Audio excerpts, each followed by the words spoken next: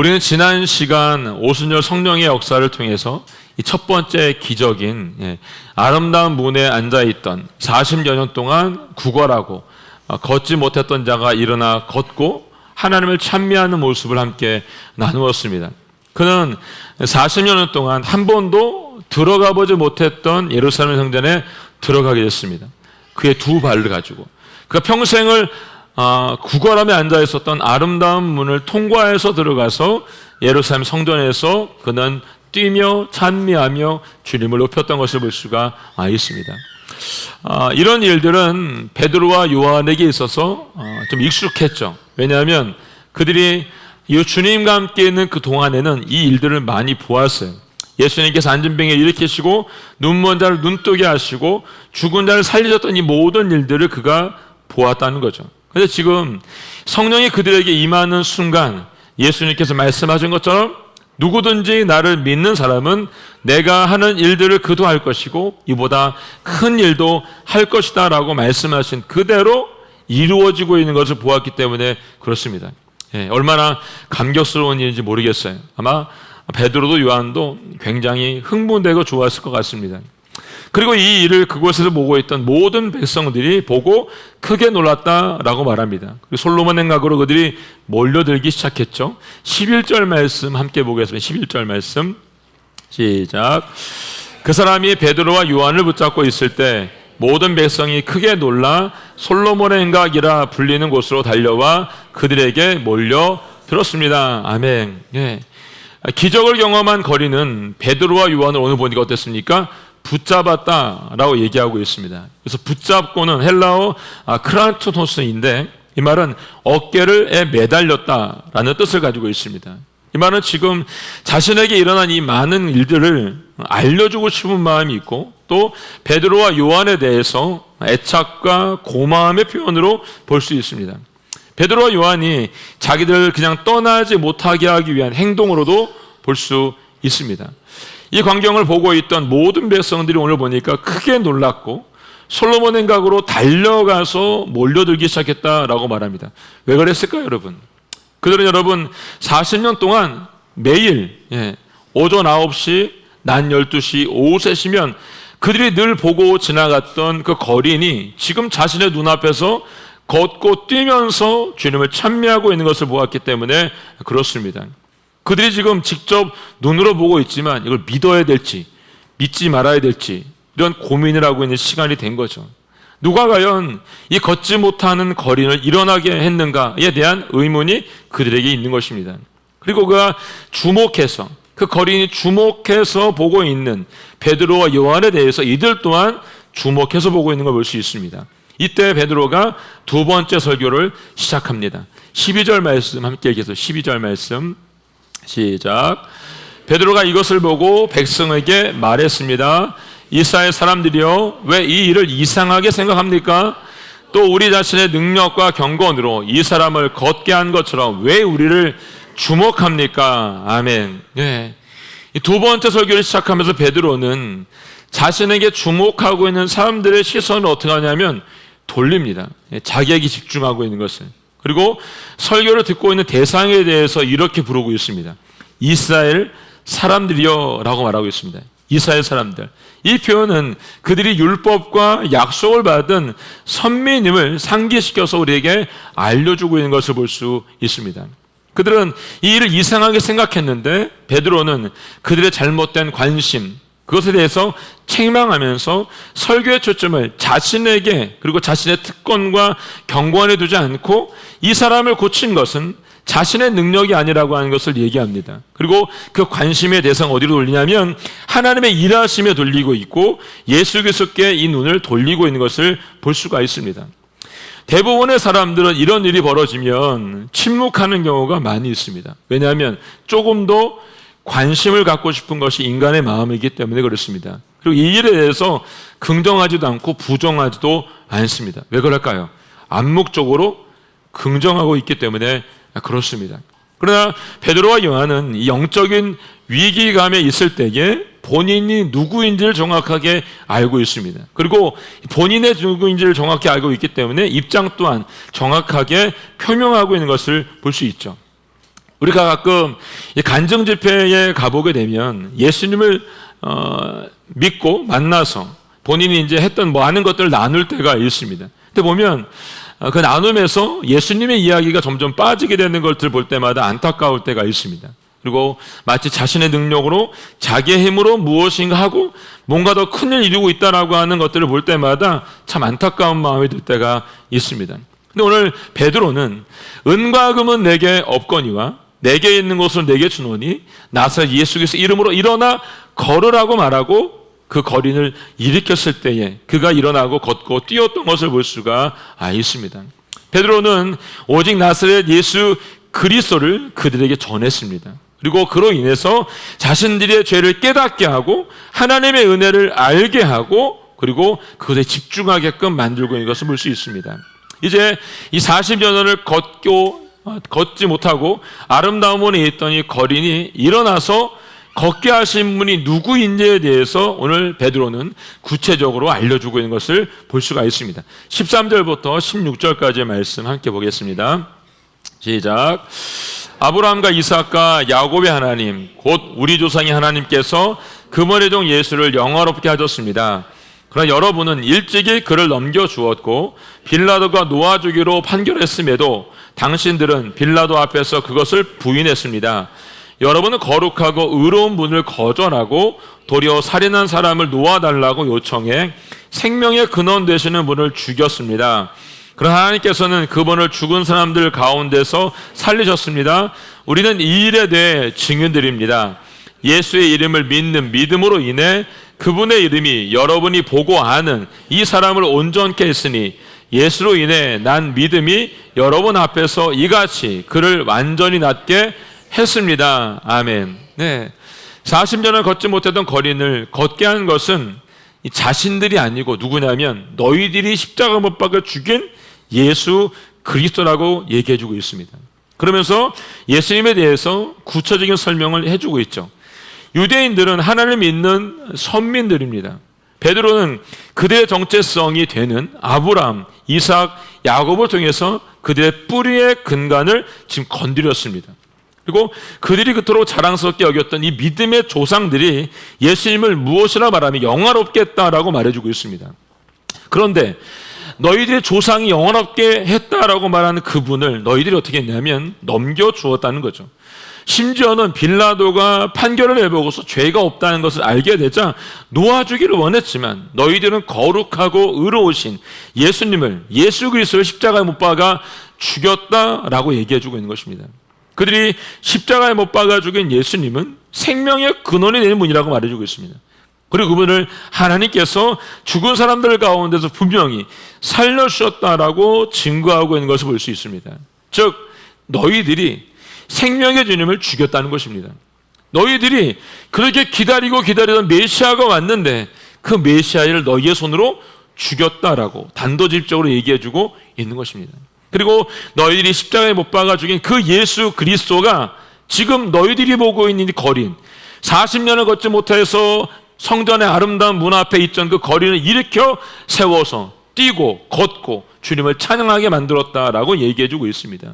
이 일은 베드로가 한 것이 아니라 베드로 안에 계신 예수 그리스도의 초자한 능력으로 나타나게 된 것을 보게 됩니다. 그래서 베드로와 요한과 사도들은 이 이름을 위해서 자신들의 생명을 아낌없이 던졌던 것을 볼 수 있습니다.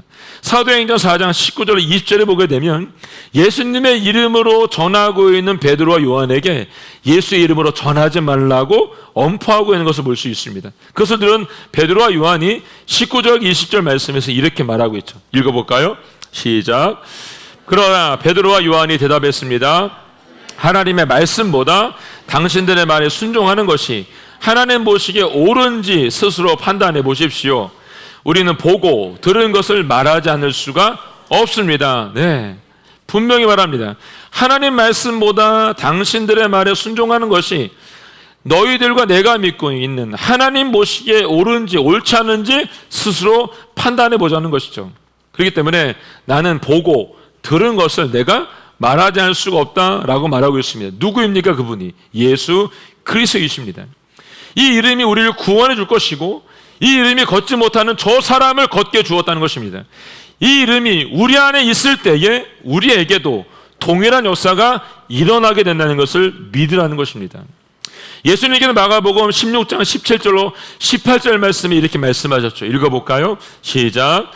믿는 사람들에게는 이런 표적이 따를 것이다.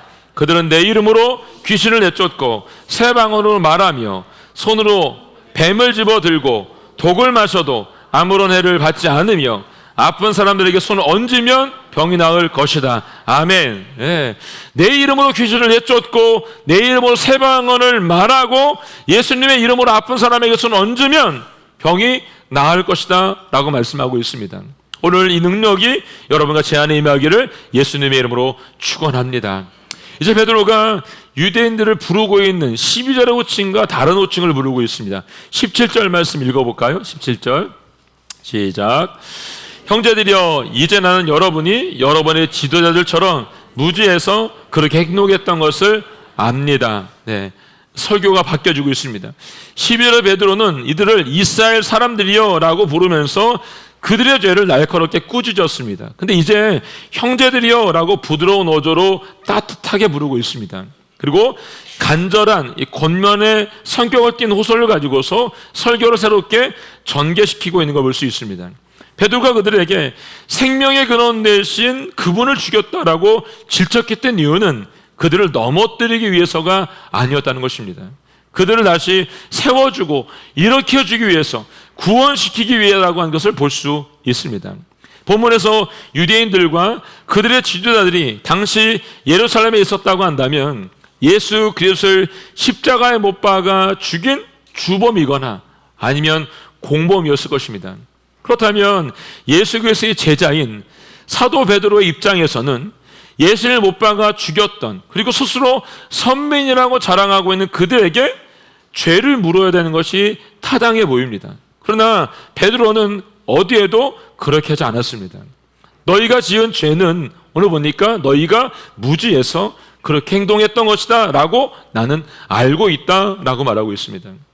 지금 베드로는 하나님에 대한 그릇된 지식과 편견을 가지고 있었던 유대인들이 예수 그리스도를 십자가에 못 박아 죽였던 것은 그들이 무지하고 어리석은 행동을 했기 때문이라고 지금 이해하고 있는 것을 볼 수 있습니다. 뿐만 아니라 18절 말씀에서는 이렇게 말하죠. 그러나 하나님께서는 모든 예언자들의 입을 열어서 입을 통해서 그리스도께서 고난받아야 할 것이라고 미리 선포하신 것을 이와 같이 이루셨다라고 말하고 있습니다. 예수 그리스도의 십자가의 길을 가신 것은 구약의 예언자들의 예언을 통해서 그대로 이루어지고 있다라고 얘기해주고 있습니다. 근데 여러분, 이 일을 과연 이들이 몰랐을까요? 저는 아주 몰랐다고는 볼 수 없다고 생각합니다. 그러나 그들의 마음이 완악하고 목이 뻣뻣하고 교만해지니까 예수 그리스도를 밀어버리고 거부한 겁니다. 처음부터 그러겠던 거 아니죠, 여러분? 어린 나귀를 타고 예루살렘에 입성했던 예수님을 향해서 어떻게 했습니까, 여러분? 호산나를 환호치면서 자신들의 목적을 이루려고 왕으로 등극시키려고 했던 그들의 모습이 있었습니다. 근데 그들이 원했던 목적을 이룰 수 없게 되자 스스로 그분을 그들이 세웠던 왕의 자리에서 끌어내리고 십자가의 길, 죽음의 길을 가게끔 만들었습니다. 베드로가 이들의 이런 행동을 보았음에도 불구하고 어떻게 이 모든 것들을 알면서도 이해한다라고 얘기할 수 있을까요, 여러분? 사랑은 흔적이죠, 여러분. 베드로에게는 주님으로부터 받았던 이 사랑의 흔적이 남아있는 것입니다. 베드로에게는 이미 예수님을 3번이나 모른다고 부인했던 과거가 있습니다. 그뿐만 아니라 그도 역시 유대인들처럼 예루살렘에 입성하시는 예수님을 향해서 자신의 뜻을 이루기 위해서 환호했던 군중 중에 한 사람이었습니다. 그런데 그런 베드로를 예수님께서 어떻게 하십니까? 질책하거나 책망하지 않으시고 그냥 용서해 주었습니다. 요한복음 21장을 보게 되면 부활하신 예수님께서 디베레아 바닷가에서 고기 잡고 있는 제자들을 찾아오십니다. 그리고 밤이 새도록 물고기 잡았지만 한 마리도 잡지 못했던 그들에게 조반을 찾아서 먹게 주었던 걸 보게 됩니다. 그리고 베드로에게 물어보죠. 시몬아, 네가 나를 사랑하느냐? 한 번이 아니라 3번의 질문을 통해서 그에게 던집니다. 그리고 내 양을 먹여라 라고 하는 주님의 말씀을 듣고 그 말씀에 순종하는 베드로를 우리가 볼 수 있습니다. 이것이 어떤 의미인지를 잘 알고 있었던 이 베드로는 주님의 그 무조건 사랑적인 사랑을 그 순간 보고 배우고 그리고 몸의 흔적으로 갖게 된 것이죠. 베드로와 제자들은 연약하게 짝이 없었지만 예수님은 그들을 용서해 주심으로 우리가 알고 있는 것처럼 위대한 사도가 될 수 있도록 만들어 주었습니다. 이 일은 주님이 베푸신 무조건적인 사랑이 있었기 때문에 가능했던 것을 볼 수 있습니다. 지금 베드로는 예수님께로부터 받았던 이 무조건적인 사랑을 예수님을 못 박아 죽였던 유대인들에게 그대로 보여주고 있는 것이죠. 이 무조건적인 사랑이 있었기 때문에 이 자리에서 베드로의 두 번째 설교를 듣고 사람들 중에 남자만 5,000명이 예수님을 믿고 영접하는 일이 사도행전 4장 4절 말씀에 나타나게 되는 것을 볼 수가 있습니다. 만약 베드로가 예수님을 죽인 유대인들을 향해서 계속해서 질책하고 있거나 매도하고 있거나 부정했다고 한다면 결코 이런 일들은 일어날 수가 없었을 겁니다. 베드로가 자신이 받은 무조건적인 사랑을 이 설교 안에서 보여주었기 때문에 하나님께서 그를 도구로 삼아 놀라운 역사를 이루어 주신 것입니다. 이 말씀을 통해 주는 교훈이 있습니다. 그것은 베드로와 요한도 제자들도 사도 바울도 모두 예수님께 베풀어 주신 이 무조건적인 사랑을 뼛속 깊이 깨달아 알고 있다는 것입니다. 이게 중요합니다. 뼛속 깊이 깨달아 알고 있기 때문에 다른 사람에게도 이 사랑을 넉넉하게 베풀 수가 있었던 거죠. 주님께 베풀어 주신 무조건적인 사랑을 뼈저리게 느끼고 깨닫는 사람만 다른 사람에게 이 사랑을 베풀 수가 있는 것입니다. 저는 오늘 우리 모든 성도님들 안에 이 사랑이 있기를 원합니다. 주님께서 여러분을 향해서 주셨던 무조건적인 사랑, 그 사랑이 여러분 뼛속 깊이 스며들어서 내가 만나는 그 사람들을 온전히 용서할 수 있고 회복할 수 있고 안아줄 수 있는 축복이 우리 모두 가운데 있기를 원합니다. 우리가 누구를 이해하고 그 사람이 이 사랑을 베푼 것을 그냥 지금 형제의 상태로 내버려두면 아무 의미가 없게 됩니다. 그냥 용서했어, 사랑했어 라고 하면 끝나버린다는 거예요. 근데 베드로는 지금 보니까 그렇게 하지 않습니다. 자신 앞에서 설교를 듣고 있는 유대인들에게 이 무조건적인 사랑만 베푼 것이 아니라 그들이 지금부터 해야 되는 것이 무엇인지를 오늘 설교를 통해서 알려주고 있습니다. 자, 19절 말씀 읽어보겠습니다. 19절 말씀 시작. 그러므로 여러분이 회개하고 돌아오십시오. 그래서 여러분의 죄를 씻음을 받으십시오. 아멘. 네. 베드로가 그들에게 무조건적인 사랑을 베푼 것은 그들로 하여금 뭘 하게 하기 위해서요? 회개하고 돌이켜 죄 씻음을 받게 하기 위하라고 얘기하고 있습니다. 회개하고 돌아오십시오. 여러분, 이 말은 축복의 말이죠. 이 말을 축복의 말로 받지 못하는 사람은 결코 죄사함을 받을 수가 없습니다. 여러분, 회개는 뭐죠? 여러분, 죄사함을 받는 것이고 돌이키는 것입니다. 죄인에게 있어서 가장 시급한 본질적인 문제를 해결하는 것이요, 그게 뭐예요? 죄사함입니다. 이것보다 우리에게 가장 시급하고 중요한 것은 없습니다. 지금 우리가 계획하고 있는 그 어떤 일보다 여러분 회개가 우선돼야 되는 것이 맞습니다. 결혼하는 문제, 공부하는 것, 사업을 시작하고 확장하고 늘리는 것, 그게 여러분들이 세상적으로 하려고 하는 많은 일들, 그것이 우리가 하려는 회개보다 앞서서는 안 된다는 것입니다. 사랑하는 성도 여러분, 꼭 기억하시기 바랍니다. 내 죄를 용서받고 자유함을 얻는 것, 그것이 가장 중요한 일입니다. 여러분, 가던 길을 멈추고 돌이켜서 완전히 주님 앞에 설 수 있기를 주님으로 축복합니다. 인간적인 마음에 지금 시간이 없고 바쁜데 굳이 시간 낭비하면서 이런 것까지 해야 되냐라고 말할 수 있습니다. 그러나 우리가 기억해야 되는 것이 있습니다. 그건 뭐냐면 바로 이 모든 일들이 예수님의 항목이고 예수님의 계획이기 때문에 그렇습니다. 주님께서 그 연약하고 보잘것없는 베드로에게 계속 무조건적인 사랑을 베풀어 주었던 것은 그가 완전히 돌아서서 예수께서 안에 거하게 하기 위함이었던 것을 볼 수 있습니다. 베드로가 이 사랑을 받았기 때문에 유대인들에 대해서도 무조건적인 사랑을 지금 베풀고 있는 것입니다. 그리고 지금 그들이 가고 있는 잘못된 길을 돌이켜서 예수님 안에 거할 수 있도록 지금 가르쳐주고 있는 것이죠. 자, 이 회개를 통해서 그들에게 얻어지는 결과가 있습니다. 자, 22절, 21절 말씀 읽겠습니다. 시작. 그러면 주 앞에서 새로워지는 때가 올 것이요 주께서 여러분을 위해 미리 정하신 그리스도 예수를 다시 보내실 것입니다. 그 하나님께서 영원전부터 그분의 거룩한 예언자들의 입을 통해 말씀하신 대로 만물을 회복하실 때까지 예수는 마땅히 하늘에 계셔야 할 것입니다. 네, 아멘. 회개하고 돌이켜서 주 앞에 서게 되면 새로워지는 때가 있다는 것입니다. 그날 너희가 맞이하게 될 것이다 라고 말하고 있습니다. 여기 만물에 회복하실 때까지라고 하는 것은 오래전부터 예언자들이 예언해온 바로 그 심판의 때를 의미하고 있습니다. 바로 그 심판의 때에 하나님께서 예수 그리스도의 심판으로 이 땅에 보내실 것이고, 그날이 오면 우리 안에 우리 모든 것들이 새로워지고 자유로워지는 것을 보게 된다는 것입니다. 사단으로부터 해방을 받게 될 것이고, 모든 질병과 염려와 근심과 걱정으로부터 자유함을 받게 될 것이다 라고 얘기해주고 있습니다.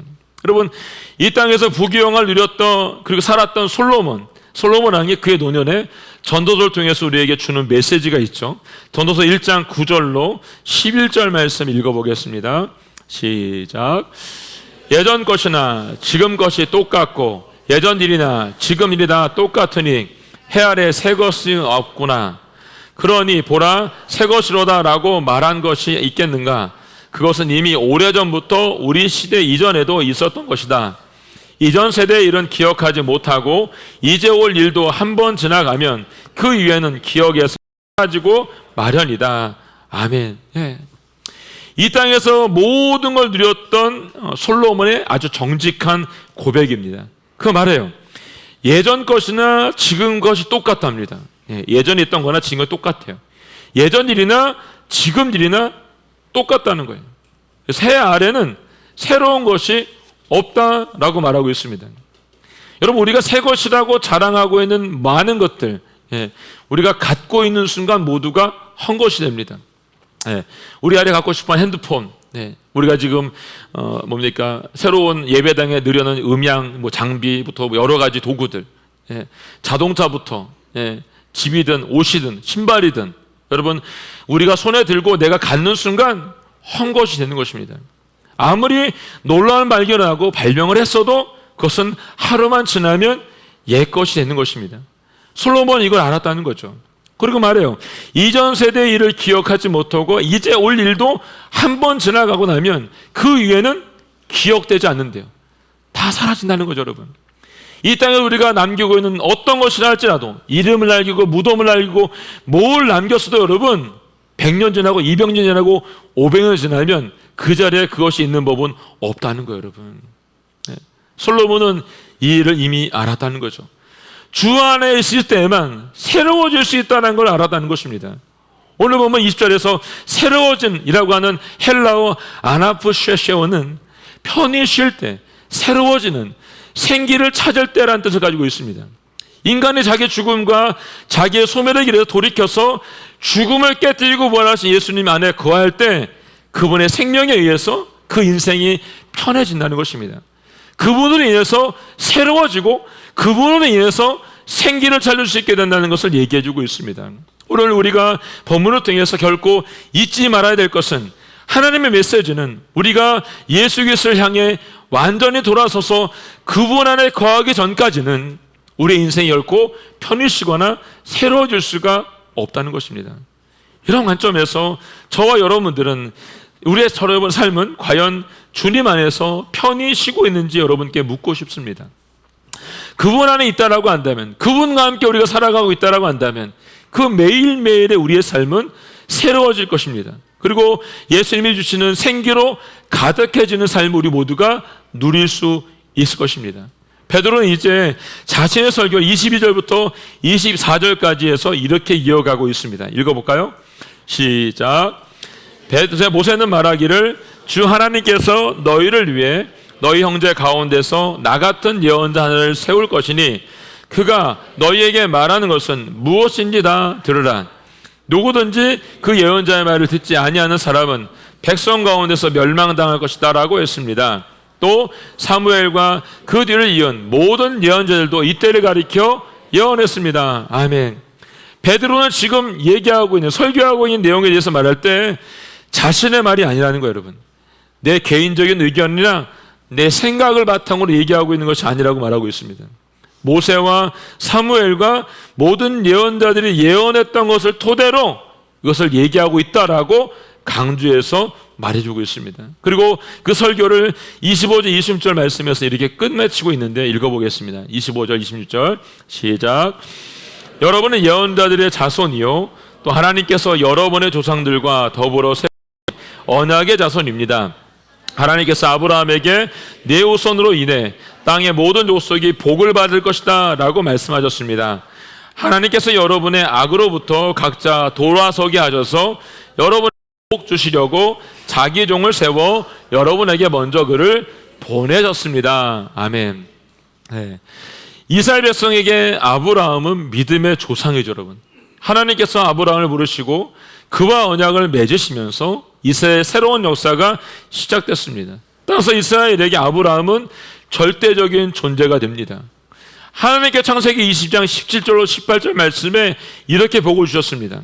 내가 반드시 내게 복을 주고 반드시 내 자손을 하늘의 별처럼 바닷가의 모래처럼 많아지게 하겠다. 네 자손이 원수들의 성문을 차지할 것이다. 내가 내 말에 순종했으므로 내 자손을 통해 이 땅의 모든 민족들이 복을 받을 것이다. 아멘. 네.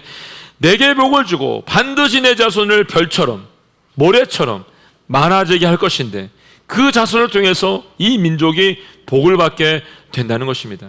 누구를 통해서? 아브라함을 통해서. 아브라함의 자손을 통해서 큰 민족을 일 뿐만 아니라 모든 민족이 복을 받게 해주겠다라고 약속하신 것입니다. 베드로는 오늘 설교의 결론으로 하나님께서 아브라함과 하신 약속처럼 아브라함의 씨가 하나님께서 아브라함의 자손으로 이 땅에 임하게 하셨고 예수 그리스도가 바로 그 분이심을 밝혀주고 있습니다. 예수 그리스도를 부인하지 못하도록 그들과 메시아라는 것을 심판주라고 하는 것을 베드로는 지금 그들에게 선포해주고 있습니다. 사도행전 3장을 통해서 아람담 문에 나면서부터 걷지 못하고 거인으로 살았던 그에게 나사렛 예수 그리스도 이름으로 일어나 걸어라고 말하는 순간 그 고침을 받는 그 많은 것들, 그걸 보면 사람들은 거기에 초점을 맞추고 있는 걸 볼 수 있습니다. 근데 오늘 이 설교를 보면서 우리가 깨닫게 된 건 뭐냐면 베드로의 초점은 거기에 있지 않습니다. 솔로몬 행각에 모여있는 사람들을 향해서 그들이 십자가에 못 박여 죽인 예수 그리스도를 그에게 전하는 것을 그는 초점 맞추고 있습니다. 오직 베드로의 관심은 예수 그리스도께 있습니다. 영원히 죄로 죽을 수밖에 없는 이 영혼들을 향해서 새로워지는 때가 분명히 올 것이다 라고 알려주고 있습니다. 그 일을 위해서 너희가 해야 되는 게 있다. 그게 뭐냐면 회개하고 너희가 십자가에 못 박아 죽인 예수 그리스도를 믿는 것, 그것이 너희가 해야 될 일이다라고 촉구하고 있습니다. 여러분, 우리의 궁극적인 관심은 길이고 진리고 생명이신 예수 그리스도가 되어야 하는 것이 맞습니다. 세상의 사람들, 오늘 3장에 나와 있는 많은 사람들이 걷지 못하는 그 자가 40년 동안 걷지 못하는 그 사람이 일어나 성전에 가서 뛰면서 노래하고 있을 때에 그에게 초점을 맞추고 있었지만 그 많은 군중 중에 오직 한 사람 베드로만은 주님께 초점을 맞추고 있었던 것을 볼 수 있습니다. 오늘 여러분과 제 삶 가운데 이런 일이 일어나기를 원합니다. 분명히 말씀해 주었습니다. 우리에게 새로운 날이 올 것이라고 말씀해 주었습니다. 우리가 주님 안에 있을 때 이 일이 일어날 줄로 믿습니다. 아멘. 찬양하고 함께 기도하도록 하겠습니다. 오늘 찬양은 오직 예수뿐이네. 네. 은혜 아니면 살아갈 수가 없습니다. 호흡마저도 다 주님의 것입니다. 세상 평안과 위로 내게 없지만 오직 주님만으로 내가 살겠습니다. 이 시간 주님께 드리고 함께 기도하겠습니다.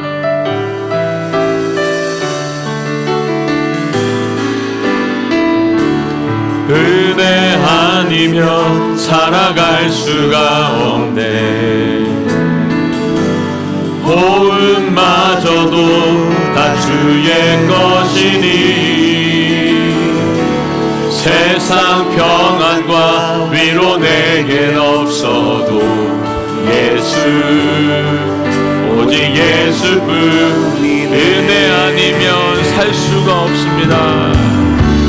은혜 아니면 살아갈 수가 없네.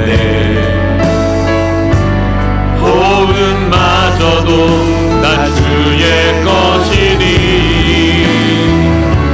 세상 평안과 위로 내겐 없어도 예수 오직 예수뿐이네.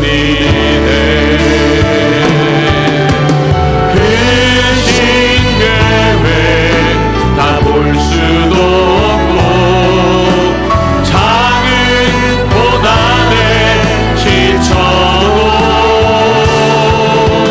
주께 맡긴 나의 모든 삶 버티고 견디게 하시네.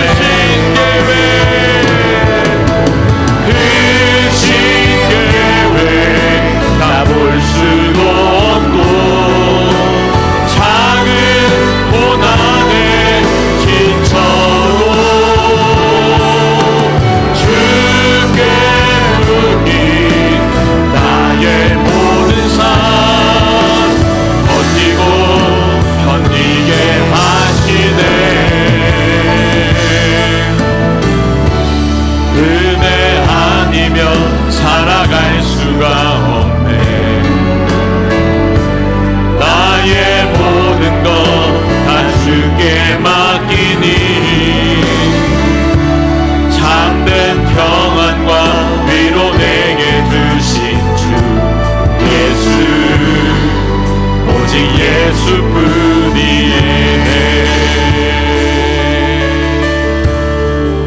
이제 기도할 때 하나님 아버지, 우리가 하나님의 계획을 다 알 수 없지만 오늘 우리에게 분명히 말씀해주고 계십니다. 회개하고 주님 안에 거하라고 말씀해주고 있습니다. 아버지 하나님, 오늘 우리가 돌이켜 주님의 자리에 있도록 도와주시고 우리 안에 깨달아 회개한 역사가 일어나게 하여 주시옵소서. 주님의 은혜로 살 수 있도록 도와주시고 주님의 편된 평안과 위로 살아가신 축복이 우리 모두 가운데 있게 하여 주시옵소서. 오늘도 우리 가운데 온 마음을 다하여 온 정성을 다하여 우리에게 주시기 원하시는 그 주님을 바라볼 수 있도록 도와주시고 우리가 우리의 모든 것들이요 주님께 나아갈 수 있도록 도우시고 인도하여 주시옵소서. 내 삶에 주신 그분을 바라볼 수 있도록 도와주시고 우리 삶에 깨어 아버지께 드릴 수 있도록 도우시고 인도하여 주시옵소서. 주여 한번 고백하며 기도하며 나아가겠습니다. 주여, 하나님 아버지, 하나님 아버지, 주님께 붙잡혀 인생이 되기를 원합니다. 아버지만 바라볼 수 인생이 될 수 있도록 아버지 붙잡아 주시고 인도하여 주시옵소서. 아버지, 오늘도 해드리고 계신 말씀을 아버지 붙잡습니다. 주여, 우리가 회개하며 주님 안에 거할 수 있도록 도와주시옵소서. 새로운 날을 기대할 수 있도록 도와주시옵고 주님 모습을 기다릴 수 있는 신부가 될 수 있도록 도와주시기를 원합니다. 주님이 계신 놀라운 게 우리가 알 수 없지만 아버지 하나님, 우리가 모든 것 이겨낼 수 있는 힘과 능력과 지혜를 허락하여 주시옵소서. 내게 묶여있는 모든 삶 가운데 하나님 아버지 이겨낼 수 있는, 버텨낼 수 있는 힘을 허락하여 주시옵고 주님과 가까이 갈 수 있도록 아버지 붙잡아 주시고 인도하여 주시옵소서. 오직 주님만이 나의 모든 것 되신 것을 고백하는 세대가 될 수 있도록 아버지 도와주시고 인도하여 주시옵소서. 감사드립니다. 하나님 아버지, 우리가 주님 안에 있음으로 주님과 함께 동행함으로 편히 쉬며 새로워지며 생기를 찾는 역사가 일어나게 하여 주시옵소서. 지금은 알 수 없지만 우리가 회개하고 주님 안에 거함으로 말미암아 우리에게 허락하신 그 새로움의 일들이 일어나는 것을 믿고 나아가는 이번 한 주가 될 수 있도록 도우시고 인도하여 주시옵소서. 오늘도 주님 앞에 모든 것들 내어드렸사오니 주님, 주님의 사랑으로 덮어주시고 인도하여 주시옵소서. 감사와 찬양을 주님께 드리며 예수님의 이름으로 축복하며 기도하였습니다.